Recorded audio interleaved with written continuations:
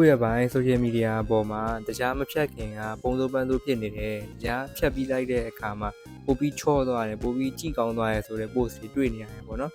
ဆိုတော့တကယ်ပဲတရားဖြတ်လိုက်ရင်ပိုပြီးတော့ချော့သွားလားဒီတရားကလုံးဝဖြတ်လို့ရလားဆိုတော့စိတ်ဝင်စားဖို့ကောင်းတဲ့အကြောင်းပါကိုဒီနေ့ပြပြသွားမှာပဲဖြစ်ပါတယ်ဗျ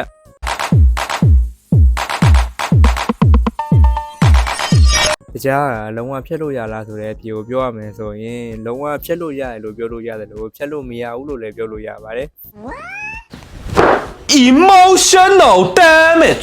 နည်းနည်းရှုပ်သွားကြမယ်ထင်တယ်တရားလေးရှင်းပြပေးမယ်နော်ဟိုဒီတရားမှာဆိုရင်ဟင်းချက်တဲ့အခါတော့ဒီဖြော်ရည်တွေဒီအေးတွေမှာပေါ့နော်တို့ဒီအစားအသောက်တွေကိုချိုသေးဖို့ထပ်ပြီးထည့်တယ်အဲ့တဲ့ sugar ဆိုတာနဲ့တို့ဒီတဘာဝသီးသီးဝလံတွေအစားအသောက်တွေကနေကြရတယ်ဒီ natural sugar ပေါ့နော်ဒီတဘာဝ sugar ဆိုပြီး2မျိုးရှိတယ်အဲ့2မျိုးမှာတို့ဘာသာဒီချိုးဖို့ထပ်ထည့်တယ်ဒီ added sugar ဆိုတာတွေကိုတော့လုံးဝဖြတ်လို့ရတယ်ပေါ့နော်ဒါပေမဲ့တို့ဒီတဘာဝဒီသီးသီးဝလံတွေစံတွေဂျုံတွေစတယ်တဘာဝအစားအသောက်တွေကနေကြရတယ်တဘာဝတရားပေါ့နော်ဒီ natural sugar ကတော့တို့ခန္ဓာကိုယ်အတွက်လိုအပ်ပါတယ်ဗျ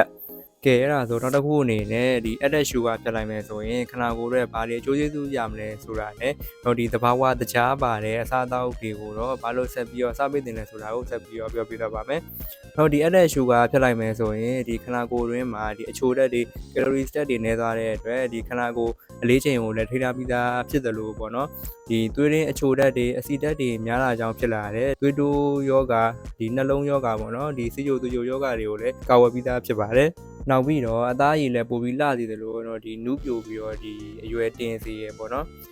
ဒါပေမဲ့တော့ဒီခန္ဓာကိုယ်အတွက်အဓိကလိုအပ်တယ်စွမ်းအင်ဒီ energy ကိုပေါ့နော်တရားဓာတ်ဖြစ်တဲ့ glucose ကနေအဓိကရတာမို့လို့ဒီတရားဓာတ်ကိုလည်းလုံးဝဖြတ်လိုက်လို့မရသေးပါဘူးဗျအဲ့ဒါမို့လို့ဒီသဘာဝတရားဓာတ်အချိုဓာတ်တွေပါတယ်အစားအစာတွေကိုတော့စားပေးဖို့လိုပါသေးတယ်နော်တရားနဲ့လုံးဝဖြတ်လိုက်ပြီးတော့ကျွန်တော်တို့ခန္ဓာကိုယ်မှာတရားနဲ့ချို့တက်လာပြီး hypoglycemia ဆိုတဲ့အခြေအနေရောက်သွားပြီးဆိုရင်အဲ့လူကပေါ့နော်ချွေးသေးတွေပြန်လာပြီးတော့ဒီစိတ်ကကနာမငြိမ်ဖြစ်တာစောက်တီးမရတာကျဉ်တုံတာတခုခုကိုအာယုံမစူးစိုက်နိုင်တာတွေဖြစ်လာနိုင်ပါတယ်နောက်ပြီးခေါင်းမူတာအမြင်တွေဝေဝါးတာတွေဖြစ်လာနိုင်တယ်လို့နောက်ဆုံးအဆိုးဆုံးအခြေအနေမှာဆိုရင်ဒီတတိလက်တာကိုမာဝင်တာတက်တာတွေထိပါဖြစ်လာနိုင်ပါတယ်အဲ့ဒါကြောင့် social media မှာတွေ့ရငါလည်းသူများလိုလှချင်တယ်တရားလုံးလုံးဖြတ်လိုက်မယ်ဆိုပြီးတော့လုံးဝမလုပ်သင့်ပါဘူးเนาะဒီအေးတွေတောက်တာရှောင်းမယ်အချုံမုံတွေစားတာရှော့မယ်တို့ဒီဟင်းချက်တဲ့အခါမှာဒီအချိုတွေထည့်တာရှော့မယ်